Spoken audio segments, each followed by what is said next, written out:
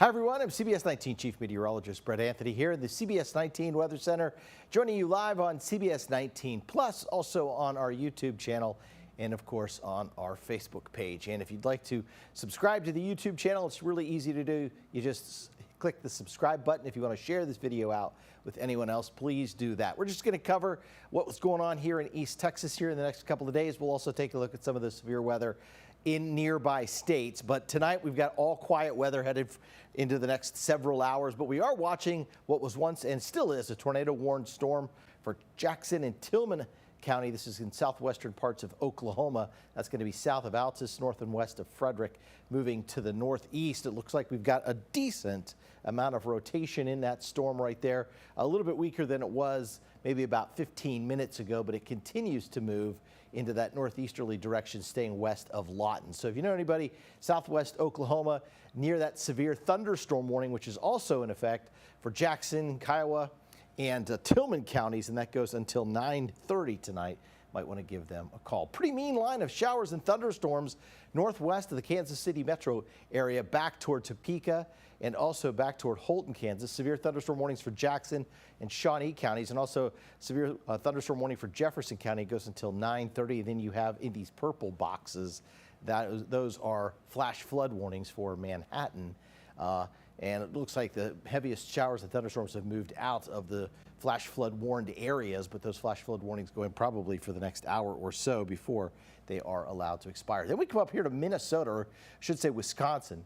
Marathon and Wood counties west of Wausau and west of I-39 in Marshfield. This was a tornado-warned storm with the lines in there indicating that it was a tornado possible inside that severe thunderstorm warned portion of the storm. We don't see a lot of great rotation on the reflectivity, so perhaps there's still a storm that could produce a tornado, but right now nothing confirmed with that. But again, that's in Wisconsin, west of Wausau, Wisconsin, and also going to be south and west of Merrill, Medford, near Abbotsford, for anyone who watching from those parts of the world. All right, meantime, here in East Texas, we have a weather impact alert for Wednesday. It's 4 p.m. until 10 o'clock. The impact here, I really think this could be one of these impacts where we see some power outages. Well, lots of lightning. We'll have some heavy downpours, some strong gusty winds as the thunderstorms are moving through. I'll show you a little bit of some low-level wind flow that could get added to the storm that could create maybe a stronger updraft in the storm that could create some hail, and then maybe a downburst wind or something of that nature later Wednesday night, but we'll talk about that in just a second. Otherwise, the need here, of course, an umbrella when it's raining and having those mobile devices charged. For instance, if you have the CBS 19 app and you want to follow along when we have warnings, if we do break in, have to cut into coverage, break into programming, you can go to your safe space and you can follow along and follow our tracking of those storms using our CBS 19 mobile app. Meantime, here this evening, temperatures are in the low to mid 70s, upper 70s around the area. It really is a warm, more like late spring night than, say, let's see, spring started March 21st. We're just about a month in. We still have about 2 months to go. So this is pushing more like it would be mid to late May with the temperatures the way they are out the door this evening. Otherwise, I'll widen things out here. And of course, anytime you've got the clash of air masses going on with temperatures in the 40s over the high plains and the deep south in the 70s, you know you've got a lot of lift going to be established in the atmosphere. Northwesterly winds colliding with those southerly winds. You're going to get some twisting and turning, some wind shear involved, a lot of energy in the atmosphere, and so the setup will be for the potential for severe weather. Satellite and radar picture tonight. It is a long line of showers and thunderstorms, most active around the northern Great Lakes and then stretching back through parts of Missouri and Kansas. That line of showers and thunderstorms approaching the Kansas City metro area, headed back toward Oklahoma City, that one cell that now suddenly is on a weakening phase. So as that cell weakens, that should maybe put it into the threat tonight. I thought maybe we'd get a little bit more. We'll wait and see if we don't get some more low-level flow that kicks in here later tonight, but interesting to see that. Tonight, moderate risk of severe weather. You don't see this too often in April that far north. We'll see this sometimes when we get it closer to, say, June and early summer as the jet stream lifts to the north and most of the fast winds aloft are moving toward the U.S.-Canadian border, that's when you'll start to see some stronger severe weather setups this far north. For it to be April, that's kind of unusual. You do have an enhanced risk from Oklahoma City back toward Abilene and a slight risk surrounding that in yellow, meaning you could have scattered severe thunderstorms anywhere in the yellow. Tomorrow, that shifts. You've got the Great Lakes and an enhanced risk, or a level 3 out of 5. That does stretch back toward Abilene. Notice the East Texas and even parts of North Texas are not included, at least in the slight risk. They are back to the northwest of Dallas, but even Dallas is just on the fringe of that. And sometimes you'll see the bulk of the severe weather really in the middle of these risk areas as opposed to the edges. Not to say that it can't happen, but most of the time it falls within the middle, and that's why they're sort of wide like that. On Wednesday, Dallas is in the middle, right in the bullseye for the slight risk of severe weather, or level 2 out of 5. East Texas, though, if you took this all into account, now you put Tyler really kind of in the middle of both the level 1 and the level 2 severe weather threat, with the marginal risk extending all the way down into East Texas. So what could we see? Well, one, you have to think about the isolated nature of severe thunderstorms. So maybe we have 1 or 2 marginally strong severe thunderstorms with winds approaching 60 miles an hour and maybe some quarter-sized hail. The area in yellow, you might have a couple of intense storms, more widely scattered showers and thunderstorms. And when I show you future skycast here in just a second, you'll see what I mean by scattered versus the isolated nature of the stronger thunderstorms. One of the things we want to look at here is storm energy. And Wednesday afternoon, it is weak to moderate. So there's not a ton of storm energy. We had a lot more a couple of weeks ago when we had some severe weather in early April. We do not have as much tomorrow, or Wednesday, I should say. And when we look at our low-level jet stream winds, there's some weak flow here across much of the area. This is Wednesday at 4 o'clock. It does increase a little bit as we head into the evening hours. So we have the low-level jet kicking in. After the sun is setting, we start to see a bigger temperature disparity between the southern plains and the Rocky Mountains. And so winds created by temperature differences and or pressure differences. So in this case, with the temperature difference becoming greater, we'll see an increase in low-level wind flow Wednesday night into Thursday morning. So we may get a severe thunderstorm warned storm in East Texas, not necessarily right here where we have it depicted, but somewhere in the region. And so that just kind of gives us an idea with guidance of what could happen. All right, let's use future skycast here. Hopefully some of the new data has come in. Now that with the time change springing forward an hour, we usually do not get the new data that comes. We used to get it in during the fall and winter. It was about 8:15. Now it comes in about 9:15. So we'll see if this will give us a new picture of what could happen on Wednesday. And you can see Wednesday morning, 7 a.m., some scattered showers. I think this is still going to be some old data here. Showers and thunderstorms starting to becoming more numerous by about 4 o'clock, Jacksonville toward Mineola.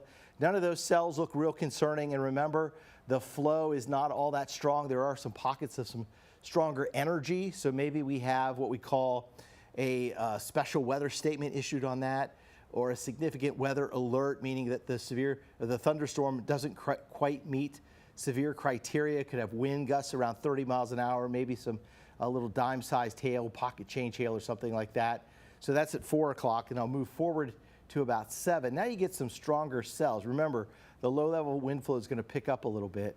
And so what happens when you have the low-level wind flow increasing is that you start to have some more turning with the thunderstorms, and the updrafts can become more sustainable. So with tilted updrafts or updrafts that have a little bit more ability to hold the water, hold the hail a little bit longer, rotate a little bit more, now you can start to get some downburst winds eventually, or some larger hailstones.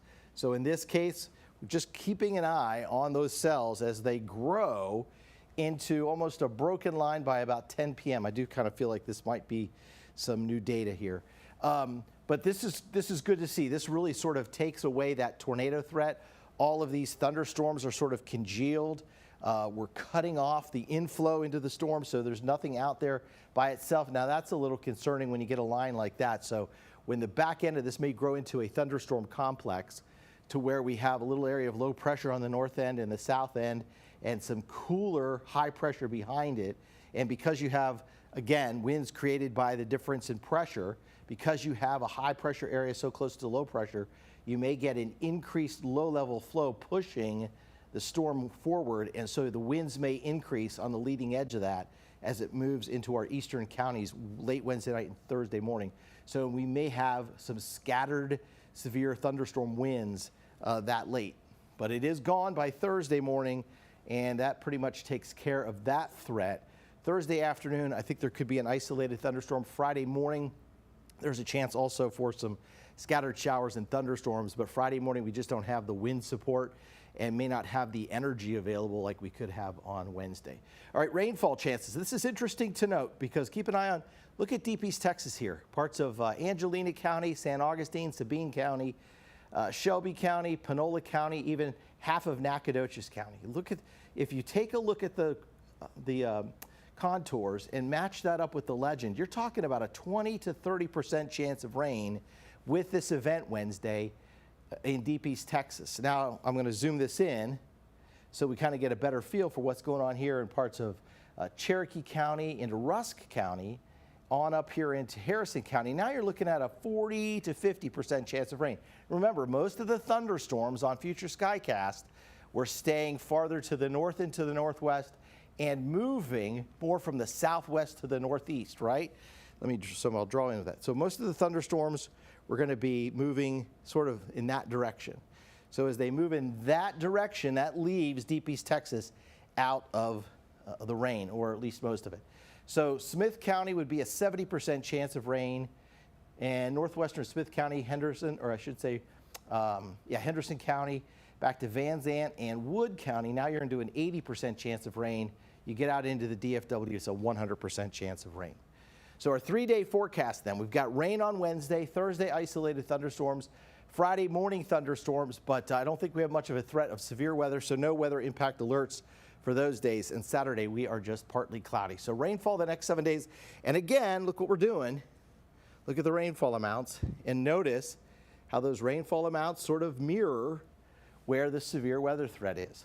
From Palestine toward Dallas, Emory up toward Mount Pleasant. Remember, this is where the slight risk of severe weather is. This is where the marginal risk of severe weather. This area, again, 20 to 30% chance of rain. Areas northwest of Tyler, as much as an 80% chance of rain. So it really looks like there could be somewhat of a hard cutoff in the rainfall amounts from Longview to Jefferson to Jacksonville and northwest. You could be looking at 3/4 of an inch to an inch, maybe 2 inches of rain.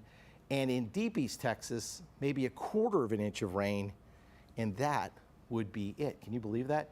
We need some rain in Longview. They're about an inch behind in the gauge for the month and 4 inches behind for the year. It seems like most of the rain has just skipped around Longview. Tyler's done pretty well since April 1st with almost 6 inches of rainfall, and Lufkin's up to about 4 inches of rainfall. So we get one more chance for the month of April before we turn the page, turn the calendar to May. And by the way, May into the first couple of weeks of June, on average in East Texas, the rainiest part of the entire year, averaging about 7 inches of rainfall through that time frame. So if we can get 7 inches of rainfall, we're doing pretty good then when we get into summer. If we don't get that much rainfall, well, you know what happens. Ground dries out and we start to heat up pretty quickly. So let's hope for some rain to keep that rain going into May. All right, here's your Bill of Scott White, Texas Spine Joint Hospital 10-day forecast. So it's a dry day tomorrow. Potentially severe weather on Wednesday with an 80% chance for rain and thunder, at least for half of us. Deep East Texas, the chance is going to be less. Isolated thunderstorms Thursday, morning thunderstorms Friday, then Saturday it's a 20% chance of rain. Sunday, yes, that is R2D2 and C3PO. It is May the 4th. You know what they say, May the 4th be with you, right? 82, and then the 5th, Cinco de Mayo, 85 degrees, 81 on Tuesday. And according to our long-range cycling weather pattern theory, which we use here in the CBS19 Weather Center, if you're talking about a 6 to 7 week cycle, we see storms that we had around March, late March or mid-March, return next Wednesday, Thursday for the beginning of May to give us more chances for showers and thunderstorms. All right, new data coming in here this evening, and we'll put this all together for you and have an updated forecast coming up on CBS 19 News at 10. Thanks for watching our updated forecast here on our CBS19 stream, also on our CBS19 YouTube channel. Again, you can subscribe to the channel. You can also share. And the same holds true for Facebook. If you did like this forecast, please give us a like. Share this out to everyone so that they can see. If you have any questions, please post those. We'll try to answer those. Otherwise, we're going to see you tonight at 10 o'clock on CBS19 News.